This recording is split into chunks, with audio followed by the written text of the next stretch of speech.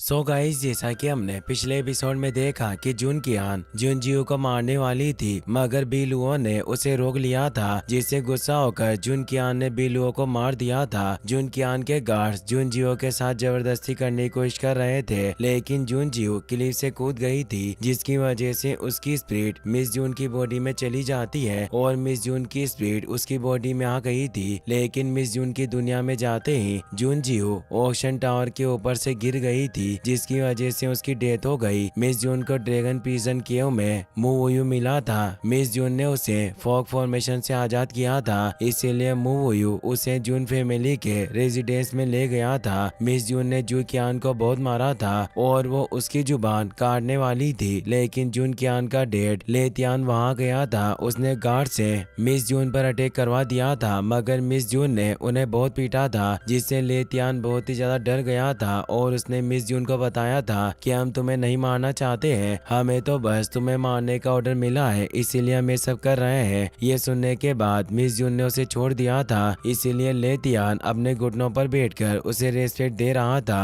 फिर अब हम लेतियान को देखते हैं, वो जू कियान को लेकर वहाँ से जाने लगता है। मिस जून चुपके से अपनी मैजिकल नीडल से जू कियान पर अटैक करती है, जिसकी वजह से उसे बहुत ही ज्यादा दर्द होता है और वो जोर जोर से चिल्लाने लगती है। मिस जून कहती है कि अब तुम्हें पता चलेगा कि दर्द किसे कहते हैं, तुम्हें एहसास होगा कि तुमने मेरे साथ क्या क्या किया था और उस वक्त मुझे कैसा फील हो रहा था, तुम इसे मेरा बदला समझ सकती हो। जियो पूछती है कि मास्टर आप इन्हें इतनी आसानी से क्यों जाने दे रहे हैं। मिस जून अपनी माइंड पावर से कहती है कि अभी मेरी बॉडी काफी कमजोर है और इन लोगों से फाइट करते हुए मेरी एनर्जी बहुत कम हो गई है। लेतियान काफी पावरफुल है, तो मैं अभी अपनी इस बॉडी के साथ उसे नहीं हरा सकती हूँ। इसके अलावा ये मेरे बहुत काम आएगा, इसकी मदद से मैं अपने बहुत सारे काम कर सकती हूँ। लेतियान जू कियान को लेकर वहाँ से चला जाता है। एक सर्वेंट भी उनके साथ चली जाती है। उनके जाते ही मुवुयू वहाँ आता है और मिस जून को पकड़ लेता है। इससे जियो को बहुत गुस्सा आता है, वो मुवुयू को दूर हटने के लिए कहती है, लेकिन मिस जून के अलावा जियो की आवाज को कोई नहीं सुन सकता था, इसीलिए मुवुयू को इसके बारे में कुछ पता नहीं चलता। मिस जून उससे पूछती है कि तुम अब तक यहाँ क्या कर रहे हो। मुवुयू कहता है कि तुमने मुझसे झूठ बोला था कि तुम्हारा नाम जुनयू है, जबकि तुम्हारा असली नाम तो जुनजियू है। मिस जून कहती है कि नाम से कोई फर्क नहीं पड़ता, मैंने तुम्हारी मदद की, वो ज्यादा इम्पोर्टेंट है। ये कहकर वहाँ से जाने लगती है, तो मुवुयू से कहता है कि कोई बात नहीं, मुझे जुनयू नाम ज्यादा अच्छा लगता है क्योंकि हम दोनों के नाम में आखिर में यू वर्ड आता है और हम दोनों एक जैसे हैं। ये बात सुनकर जियोयू कहती है कि मुझे आदमी काफी अजीब लग रहा है, आपको इससे दूर रहना चाहिए। मिस जून कहती है कि हम दोनों एक जैसे नहीं है, मैंने तुम्हें फॉर्मेशन से आजाद किया था और तुम मुझे यहाँ लेकर आ गए, हम दोनों ने अपना अपना प्रॉमिस पूरा किया, तो अब मेरा तुमसे कोई लेना देना नहीं है, तुम अपने रास्ते जाओ और मैं अपने रास्ते जाती हूँ। मुवुयू कहता है कि तुम बहुत ही ज्यादा क्यूट हो और मैं हमेशा तुम्हारे साथ रहना चाहता हूँ, मैं अपना फ्यूचर तुम्हारे साथ बिताना चाहता हूँ। इससे गुस्सा होकर मिस जून वहाँ से चली जाती है। फिर हम लेतियान को देखते हैं, वो कुछ एल्केमिस्ट पर गुस्सा कर रहा था क्योंकि वो सब मिलकर भी जुन कियान को ठीक नहीं कर पा रहे थे। लेतियान उनसे कहता है कि तुम अपने आप को ग्रेट एल्केमिस्ट कहते हो, पर फिर भी तुम एक हाई लेवल के पॉइजन को ठीक नहीं कर पा रहे हो, अभी यहाँ से चले जाओ वरना मैं तुम्हें जिंदा नहीं छोड़ूंगा। इससे डर कर वो एल्केमिस्ट वहाँ से चले जाते हैं। एक एल्डर लेतियान से कहते हैं कि अगर बॉस को पता चल गया कि जुनजियू अभी तक जिंदा है तो हम सब बहुत बड़ी मुसीबत में फंस जाएंगे। इससे गुस्सा होकर लेतियान कहता है कि क्या तुम ये चाहते हो कि मैं जुनजियू से फाइट करके मारा जाऊं। एल्डर कहते हैं कि आपको ये सब करने की जरूरत नहीं है, हमारे पास मिस वेन है, वो टियर 2 स्पिरिचुअलिस्ट है, उनके लिए जुनजियू को हराना कोई बड़ी बात नहीं है। दरअसल जुन वेनेर लेतियान की दूसरी बेटी थी और उसका कल्टिवेशन लेवल काफी अच्छा था। ये सुनकर लेतियान खुश हो जाता है, वो कहता है कि तुम अभी के अभी जुन वेन को मैसेज भेजकर वापस बुलाओ ताकि हम जल्दी से जुनजियू का पीछा छुड़ा सके। फिर हम मिस जून और मुवुयू को देखते हैं, वो दोनों ईस्ट लेक पार्क में आ गए थे। मुवुयू मेंशन में घूमने लगता है तो मिस जून अपने रूम में आ जाती है, पर अचानक मुयू भी वहाँ जाता है तो मिस जून उसे पूछती है कि क्या तुम इस रूम में रहना चाहते हो। मुयू कहता है कि यहाँ इतने सारे रूम है तो तुमने इसी रूम को क्यों चुना। मिस जून कहती है कि ये सब बातें करने के लिए मेरे पास टाइम नहीं है, मैं बहुत थक गई हूँ और मुझे आराम करना है, इसीलिए तुम भी यहाँ से चले जाओ। तो मुयू वहाँ से चला जाता है। जियोवू मिस जून से पूछती है कि क्या हुआ,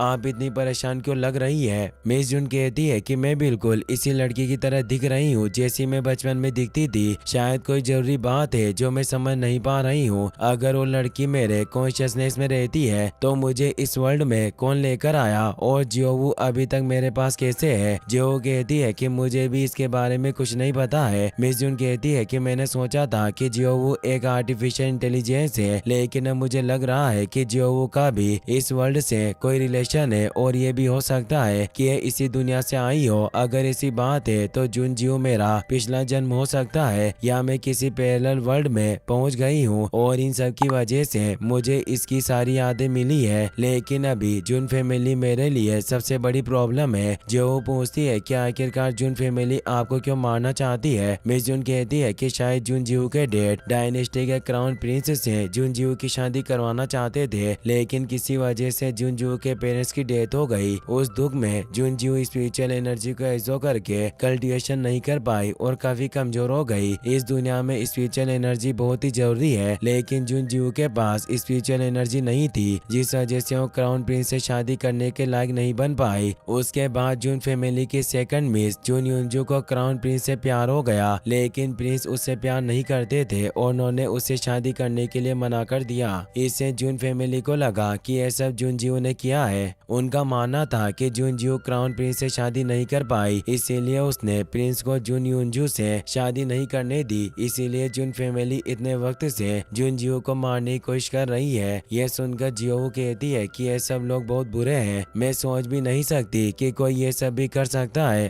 पर अब आप क्या करेंगी? क्या आपकी मास्टर ट्रीटमेंट स्किल्स की मदद से हम किसी भी जगह पर जा सकते हैं? मिस जुन कहती है कि तुम जो सोच रही हो ये सब उतना आसान नहीं है, क्योंकि जुन फैमिली काफी स्ट्रॉन्ग है और उन्हें हराना इतना आसान नहीं होगा। अगर मैं यहाँ से भागने की कोशिश करूंगी तो मुझे आसानी से पकड़ लेंगे। इसके अलावा ये वर्ल्ड रियल वर्ल्ड से काफी अलग है। मोयू बहुत वक्त से उस केव में बंद था और इतने दिनों से उसने कुछ खाया भी नहीं होगा, लेकिन फिर भी वो जिंदा है। इसका मतलब उसके पास इमोर्टल कल्टीवेशन है। मुझे पता लगाना होगा कि मेरी हीलिंग स्किल्स में क्या गड़बड़ है, ताकि उसे ठीक करके मैं अपनी बॉडी को जल्दी से ठीक कर सकूं। जियो कहती है कि आप सिर्फ एक इंसान है तो आप गॉड्स का मुकाबला कैसे कर सकती है। मिस जुन कहती है कि लेतियान कोई गॉड नहीं है, वो बस एक नॉर्मल इंसान है जो स्पेल्स का यूज करता है, और इसके अलावा जुनजियो ने पहले से ही मेरे लिए इटर्नल कल्टिवेशन पाथ को बना दिया था। जियो पूछती है कि यह बॉडी स्पिरिचुअल एनर्जी को एब्जॉर्ब नहीं कर सकती तो आप पावरफुल कैसे बनेगी। मिस जुन कहती है कि इस बॉडी की मेरिडियंस ब्लॉक है, जिस वजह से स्पिरिचुअल एनर्जी को एब्जॉर्ब नहीं कर पाती, जिसकी वजह से काफी कमजोर है। पर मैं इसे ठीक कर सकती हूँ। वो मैजिकल नीडल्स को अपनी बॉडी में लगा लेती है और बैठकर कल्टिवेशन करने लगती है, जिसकी वजह से उसकी बॉडी में काफी स्पिरिचुअल एनर्जी एब्जॉर्ब होती है। तभी जियोवू एक कैट में बदल जाती है। वो कहती है कि मैं एक कैट बन गई हूँ और अब मैं आपका पेट बनकर रहूंगी। उसे देखकर मिस जुन काफी खुश होती है। वो कहती है कि तुम सच में इस दुनिया से आई थी, पर मुझे नहीं पता था कि कैट डीमन भी होते हैं। शायद मेरी बॉडी में स्पिरिचुअल एनर्जी जाने की वजह से तुम अपने असली रूप में आ गई। वो उससे ये भी पूछती है कि क्या तुम जैसे डीमन स्पिरिचुअल एनर्जी को खाते हैं। जियोवू कहती है कि मैं कोई डीमन नहीं हूँ और मुझे इसके बारे में कुछ नहीं पता।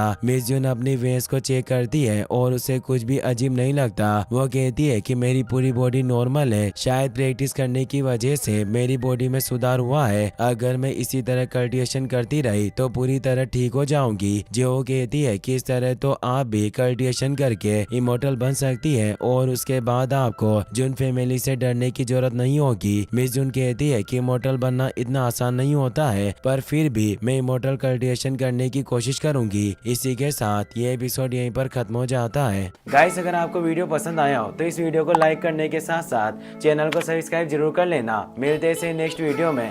Thanks for watching.